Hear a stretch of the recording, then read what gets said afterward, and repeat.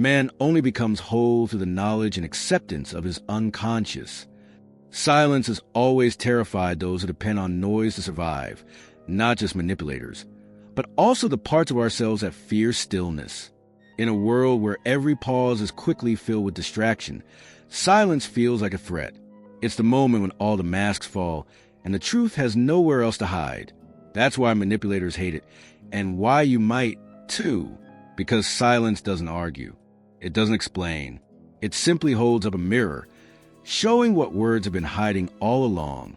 When you stop speaking, something ancient inside you begins to listen, not to the words of others, but to the quiet pulse beneath them, that deep rhythm of awareness that has always been there, waiting for you to notice.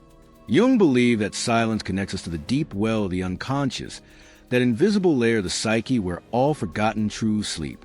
In silence, you don't disappear, you reappear. You begin to feel the raw presence of your own being, the part of you that doesn't need to defend itself to exist.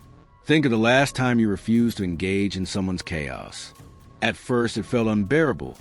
Your heart racing, your mind screaming to respond.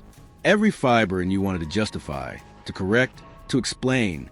But then something shifted. As you breathed through the discomfort, their voice began to sound hollow. The power they once held over you began to fade. The tension that used to consume you turned into clarity. That's when you realize the noise wasn't coming from them. It was coming from you, from your own fear of being misunderstood, unseen, or unloved. That's the paradox Jung often pointed to, that what you reject in others often mirrors what you've repressed within. Manipulators thrive on this blindness. They project their chaos onto you, and you unconsciously accept it because part of you recognizes it. But silence breaks this unspoken agreement. When you stay still, when you don't rush to fix or absorb their emotions, you step outside of their spell. You become an observer of both their patterns and your own. Jung wrote that what we do not make conscious will continue to control us, and we will call it fate. When you choose silence, you are making consciousness stronger than reaction.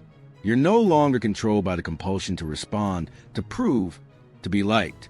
Silence becomes a boundary made not of walls, but of awareness. It says, I will no longer participate in what drains my soul. But silence isn't only about others. It's also the moment you begin to meet yourself. In the quiet, your own voice rises from beneath the noise. At first, it may whisper with fear, with doubt, with loneliness. It might bring up memories you buried or truths you didn't want to face. That's why so many people run from silence. Because it doesn't just unmask manipulation, it unmasks you. The parts of you that played along to be accepted, the versions of yourself built to please or survive. In that sacred stillness, you might hear the ache of your younger self, the exhaustion of always trying to be understood. You might feel the grief of how much energy you've spent explaining your worth. And yet, if you stay, if you breathe through the noise inside your own chest, something extraordinary happens. Peace begins to emerge. Not the peace that comes from avoidance, but the peace that comes from truth. You realize that silence was never emptiness. It was presence. The presence of who you truly are when you stop performing for love or validation. It's the same energy that Jung described as the awakening of the self. The deeper, wiser center of the psyche that watches everything without judgment. So the next time you find yourself on the edge of reacting, pause. Don't rush to explain, defend, or fix. Let the silence stretch. Let it hold you, because in that space, something unseen begins to move. Something stronger than any argument, gentler than any justification. That is the voice of your true power returning home. And maybe, just maybe, the silence you feared wasn't empty at all. It was you, finally arriving, whole, aware, and untouchable. But if silence reveals so much power, what happens when the truth it exposes is one you spent your whole life avoiding? In Jungian psychology, silence is not emptiness. It's a secret passage between the conscious mind and the depths of the unconscious. It's the point where your thoughts stop performing and start revealing. Most people think of silence as the absence of sound, but for Jung, it was the presence of something sacred, the space where the self begins to whisper. When you stop filling the air with explanations, apologies, or nervous laughter, something astonishing happens. You begin to hear your own soul again, The conscious ego lives on the surface. It's the part of you that plans, reacts, calculates, and performs, the mask that tries to control how the world sees you. But beneath that surface lies an ocean, a living, breathing realm that Jung called the unconscious. It's filled with forgotten memories, repressed emotions, and ancient archetypes that still shape your life. Silence is the bridge between these two worlds. It's the fragile but powerful threshold where your outer life meets your inner truth. When you enter that space willingly, without distraction or defense, the unconscious begins to rise, not to destroy you, but to complete you. That's why silence feels uncomfortable at first. When the noise stops, the psyche starts to speak. The thoughts you've avoided rush in. The emotions you buried start to breathe. But that's not a sign that silence is wrong. It's proof that it's working. The mind resists it because silence is pure awareness, and awareness dissolves illusion. Jung called this the function of reflection, the moment when the psyche turns inward to observe itself, to look without judgment.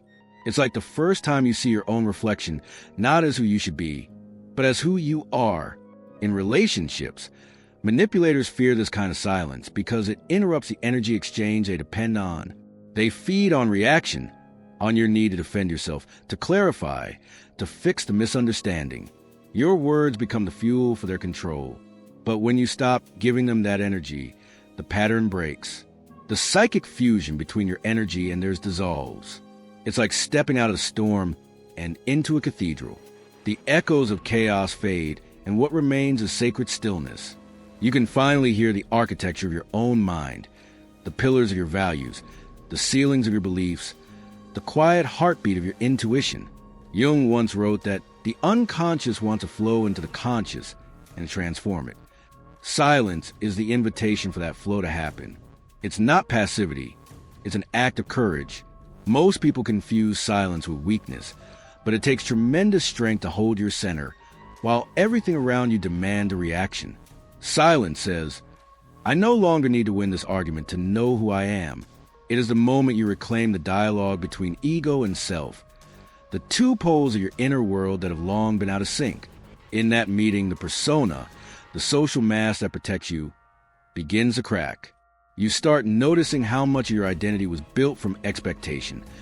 What others needed you to be, what society rewarded, what family demanded. In silence, those roles start to lose their grip. You hear the faint sound of your authentic self stirring beneath the layers. It's unsettling, because silence doesn't just reveal your truth. It shows you every falsehood you've lived. Every time you said yes when your soul meant no. Every moment you smile when you want to cry. Every identity you wore just to be accepted. And yet, this confrontation is holy, because in that discomfort, you begin to sense the presence of something purer. The self, the divine spark at the center of your being that has watched patiently as you performed your roles. In silence, it steps forward. It doesn't shout or demand. It simply is. You realize that to be silent consciously is not to retreat from life. It's to meet life from its deepest point. It's not indifference. It's intimacy with the truth. This is a paradox Jung understood so well. Silence is not passive. It's the most active state of awareness the soul can enter. It's the moment when you stop being the echo of the world and become the sound of your own existence. Through silence, the unconscious and conscious begin their dance, the same dance that Jung called individuation, the lifelong journey of becoming whole. And once you've heard that inner voice, clear, unshakable, and alive, you can't unhear it. The noise of manipulation, the chatter of fear, the pressure conform all lose their hold. Silence becomes your inner compass. You realize it was never the absence of words. It was the presence of wisdom. But what happens when silence shows you not just who you are, but who you've been pretending to be? Manipulation doesn't begin with words. It begins with noise. The kind of noise that floods your nervous system, disorients your intuition, and makes you forget where your center is. It's not always loud or aggressive. Sometimes it's subtle, a sigh, a guilt trip, a look designed to make you explain yourself. It's the invisible fog that fills the space between you and the other person until you can no longer tell whose emotions you're feeling. Manipulators don't conquer you through logic. They conquer you through chaos. They feed on reaction, because the moment you react, they've already made you dance to their rhythm. Jung understood this mechanism deeply. In The Nature of the Psyche, he explained to the ego, that small but necessary part of you that says, I, is fragile when it loses its connection to the inner center, the self. When that connection weakens, the ego becomes like a boat without an anchor, easily carried away by external winds or by someone else's will. That's what psychological manipulation really is. A possession of the ego by forces that aren't your own. They could be the projections of another person, or they could be the disowned parts of your own psyche acting through someone else. Either way, when you lose touch with your center, you become vulnerable to being directed, drained, and defined by the noise around you. Think of the last time you were pulled into an argument that left you exhausted. Maybe you tried to explain your point calmly, but the more you spoke, the worse it got. You weren't fighting for truth. You were fighting for control. The manipulator didn't care about your reasoning. They cared about your reaction. The moment you tried to prove yourself, they had you. That's how noise works. It keeps the ego busy so the self can't speak. Manipulation thrives in that disconnection. The manipulator's chaos becomes your inner storm. Their shadow, the unacknowledged parts of their psyche, find expression through your reactions. And when you finally explode, they step back and say, see, you're the problem. It's a cruel trick, but an ancient one. Jung would say this is the moment when projection becomes possession, when you carry the emotional burden that doesn't belong to you. But silence interrupts the spell. When you stop reacting, stop explaining, stop feeding their confusion, something profound happens. The projection collapses. The manipulator can no longer sustain their illusion through your participation. Your stillness becomes a mirror, and suddenly, they're forced to confront their own emptiness reflected back at them. That's why silence provokes so much anger in those who manipulate, because it exposes a hollowness of their power. You've probably seen it happen. You stay calm, you don't respond, and within moments, they start accusing you. You don't care. You're cold. You're arrogant. What they really mean is, you're not giving me your energy anymore. Silence denies them access to your psychic space.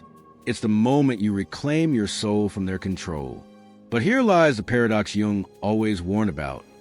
Every light casts a shadow, even silence.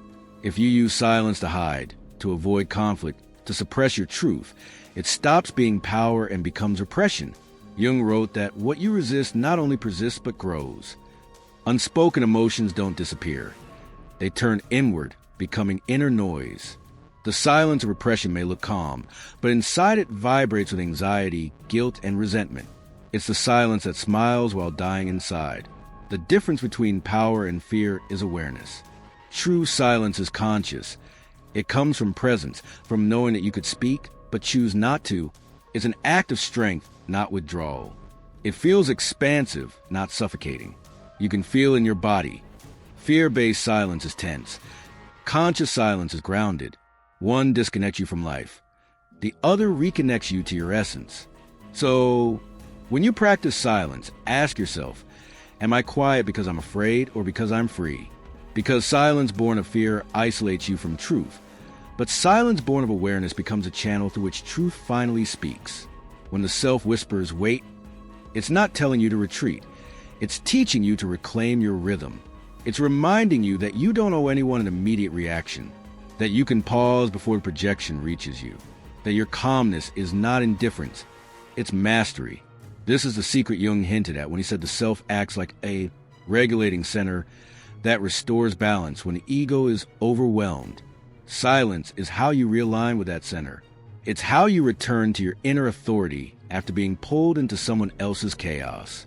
So the next time you're drawn into manipulation, remember, the one who controls the silence controls the energy. Don't fear the quiet. It's where your power lives. So how do you know when your silence is power, and when it's fear disguised as wisdom? If silence is misused, it doesn't heal, it hides. It stops being a mirror and turns into a wall. It no longer reflects truth. It blocks it. What was once a sacred space of awareness becomes a prison of avoidance. Jung warned of this often. When we repress conflict instead of confronting it, the tension doesn't dissolve. It sinks into the shadow, waiting to return in disguise and destructive ways. The psyche, after all, doesn't forget what the ego refuses to feel. You can see this everywhere. In relationships where peace is just fear in disguise, in families that don't talk about it, in individuals who smile politely while carrying storms inside them. They appear composed, collected, spiritual even, but beneath that calm, something is boiling. The unspoken truth doesn't disappear. It gathers pressure. And one day it explodes through anger, through illness, through words that come out sharper than intended. Jung described this as the return of the repressed, when ignored emotions reemerge not as insight, but as chaos. That's why manipulators thrive around people who stay too calm. They can sense the suppression. They know when someone's silence is not rooted in power, but in guilt, fear, or learned helplessness. They press harder, probing for cracks, because they can feel the disconnection. You might think you're protecting peace by not speaking, but what you're really protecting is their comfort, not your soul. Silence without awareness becomes complicity. It's the way you teach others that your boundaries can be crossed quietly. Think about those moments you stayed silent, not because you were wise, but because you were scared. Scared of rejection, of being misunderstood, of making things worse. You convinced yourself it was maturity, but deep down, you knew it was submission. That kind of silence isn't presence, it's absence. It's you abandoning yourself in the name of harmony. Jung believed this pattern was one of the most dangerous traps of the psyche because it gives the illusion of control while the shadow, the reservoir of unacknowledged feelings, keeps growing stronger. He wrote that when we suppress the instinct to speak truth, the energy doesn't vanish. It turns inward. It appears in dreams of confrontation, where you finally say what you couldn't in waking life. It manifests as anxiety, stomach pain, or chronic fatigue, the body's way of expressing what the tongue cannot. The soul keeps trying to speak through whatever channel remains open. Silence, when used as avoidance, poisons from within. True silence, on the other hand, comes from integration, not repression. It's not about withholding truth. It's about knowing when to deliver it from a place of clarity rather than reaction. It's the silence that breathes, not the one that suffocates. The silence that says, I see you, I hear you, but I won't lose myself in your noise. That is silence that stands firm, grounded in awareness, anchored in the self. The difference between avoidance and mastery lies in intention. Avoidance hides to stay safe. Mastery pauses to stay true. One silences the heart to maintain an image. The other silences the ego to protect the soul. When you stop using silence as a weapon against yourself, it becomes the most sacred form of protection, not because it builds walls, but because it builds understanding. But Jung didn't stop there. He discovered that this balance, the tension between speaking and staying silent, between action and reflection, could actually open a new doorway in the psyche. When held consciously, this tension becomes creative, not destructive. It becomes what Jung called a transcendent function, the bridge that unites the conscious and the unconscious, allowing something higher to emerge. Jung discovered a way to transform this silence into a bridge between the conscious and the unconscious, a path he called a transcendent function. The path toward authentic silence doesn't start with withdrawal. It begins with awareness. Jung called this sacred process the transcendent function, the psychic mechanism that unites opposites within us. It's the bridge where tension turns into transformation, where thought and emotion, fear and courage, word and silence finally stop fighting and begin to cooperate. To practice this is to turn silence from something passive into something deeply creative, a dialogue between the ego and the self. Step 1, recognition. Everything begins the moment you notice the pressure to explain, justify, or prove your worth. That tension in your chest, that sudden urge to fill the space with words, that's not clarity. That's the manipulator's hook. It's the ego being pulled away from its center. Jung wrote that until you make the unconscious conscious, it will direct your life and you will call it fate. Recognition is how you interrupt that fate. The second you realize you're being pulled, you wake up, you see the mechanism instead of becoming it. Step 2, containment. When you feel that pull, pause. Breathe into the discomfort instead of running from it. This is the hardest part, because silence in this moment can feel unbearable. Every instinct wants to react, to fix, to defend. But this pause is not avoidance. It's observation. The silence becomes a a sacred container that holds both your emotion and your awareness at once. Jung compared this to alchemy. The vessel is what allows fire and matter to interact without destruction. Your silence is that vessel. It's what keeps you from dissolving into someone else's chaos. Step 3. Integration. As the heat of reaction cools, a new question emerges. Whose voice am I about to obey? This is where silence becomes revelation. Maybe it's the voice of guilt, trying to keep the peace. Maybe it's the voice of fear, whispering that you'll be abandoned if you speak. Or maybe, beneath all that, you finally hear the voice of the self, calm, clear, steady. Jung described this inner dialogue as the psyche's natural intelligence guiding the ego back to balance. When you can tell the difference between your authentic impulse and someone else's projection, silence ceases to be repression. It becomes choice. Step 4. Action. The final step is expression, but not the impulsive kind. You speak only when clarity replaces confusion, when your words no longer come from fear. Jung wrote, "Only what is truly ours can be spoken with authority." This means your truth doesn't need to convince anyone. It simply is. When silence has done its work, speech becomes powerful, not because it's loud, but because it's aligned. Every word becomes an act of integrity. Through these steps, silence transforms from defense into dialogue, not with others, but with the deeper self. It's no longer about withholding or retreating. It's about communicating from the core of who you are. Each pause becomes a prayer. Each breath a bridge between the conscious and unconscious. You start realizing that the stillness you once feared is not emptiness. It's potential. It's the space where your fragmented pieces begin to speak to one another, where the noise of the world dissolves into the language of the soul. And slowly, a new rhythm takes shape. You stop reacting to prove your worth and start responding from your center. You stop using silence as armor and start using it as awareness. The ego learns to listen. The self learns to speak. And together, they form the soundless conversation that Jung believed was the essence of individuation, the journey of becoming whole. But every transformation carries traps, illusions that look like mastery but are actually regression. Let's uncover them. Mastering silence can feel like enlightenment, a serene control, a peace that nothing seems able to disturb. But Jung warned that every genuine transformation casts its own shadow. The ego, subtle and cunning, loves to disguise itself in the garments of the spirit. The moment you begin to experience the clarity that silence brings, the ego whispers, "Look how evolved you are." And just like that, the sacred becomes possession. The silence that once freed you becomes another identity, another mask to protect your pride. This is the first trap, spiritual superiority. It's the illusion that your calm makes you wiser, that your silence means you transcended the noise others still struggle with. You start to mistake distance for depth, stillness for moral high ground. Jung called this inflation. The ego identified with the archetype of the self, mistaking temporary connection with total embodiment. It's like a candle believing it has become the sun. True silence doesn't elevate you above anyone. It draws you closer to the shared humanity in everyone. The deeper you go, the softer you become. Pride speaks softly, but the self speaks not at all. The second trap is emotional isolation. When silence feels safe, it can become addictive. You withdraw, not because you're at peace, but because you're afraid to feel.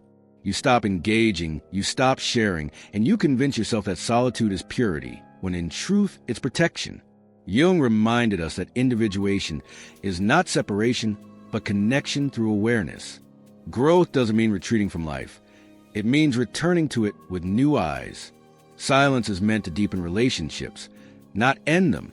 It gives you the strength to be open without losing yourself, to listen without dissolving. But if you use it to avoid vulnerability, it stops being a bridge and turns into a wall. And then comes a third trap, the savior complex. You begin to think your silence can change others, that your calm presence will somehow awaken them.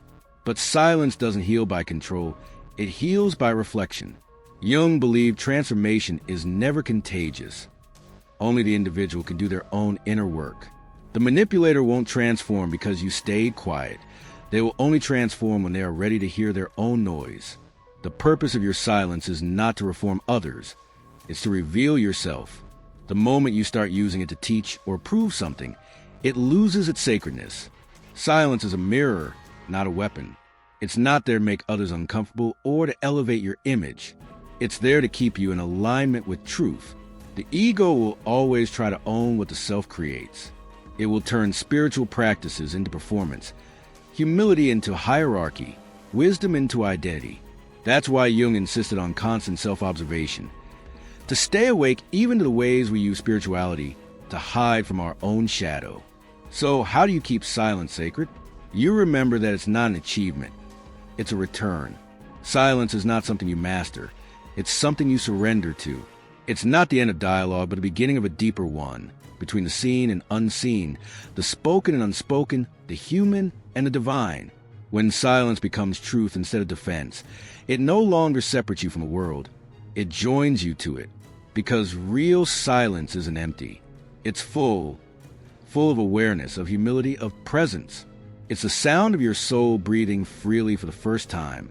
And when you reach that place, something extraordinary awakens within you, a peace that doesn't need to prove itself, and a strength that speaks without words. Yet when you move beyond these illusions, when silence becomes truth instead of defense, something extraordinary awakens within you. There comes a moment when silence no longer feels like withholding. It feels like alignment. The need to justify, defend, or be understood fades into insignificance. The storms that used to shake, you no longer find a place to land. You stop performing, stopped chasing approval, stopped explaining your worth to those committed to misunderstanding it. You've stopped carrying conversations that cost your peace. Silence now feels alive, not an absence, but a pulse, a presence. You begin to sense that silence was never about quieting the world. It was about hearing your own soul clearly for the first time. This is what Jung called individuation, the sacred integration of all that you are. The ego, once a restless servant of external approval, bows to the deeper wisdom of the self.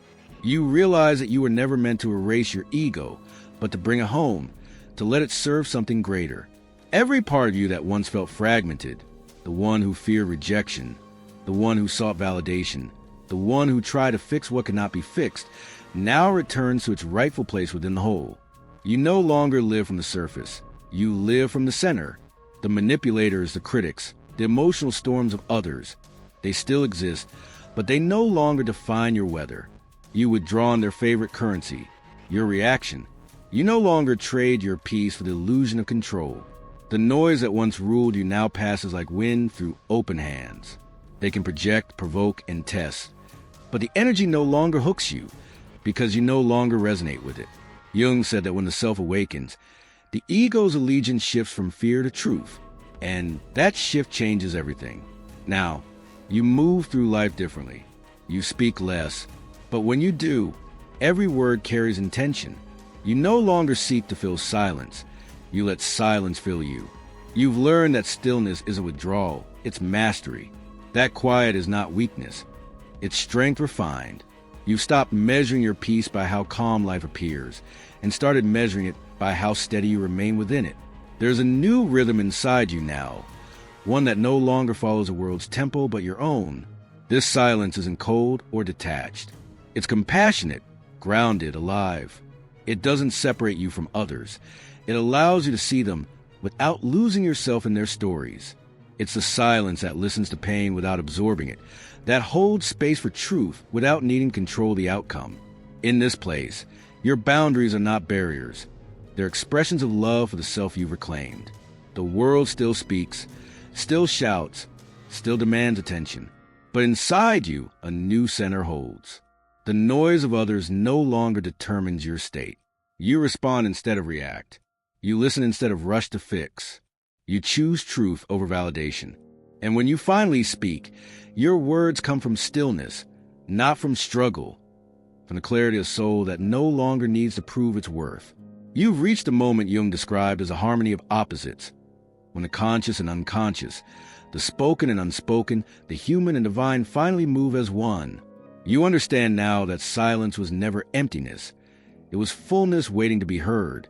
It was the sound of your true nature returning. It was a voice of the unshakable self, no longer drowned out by fear or noise.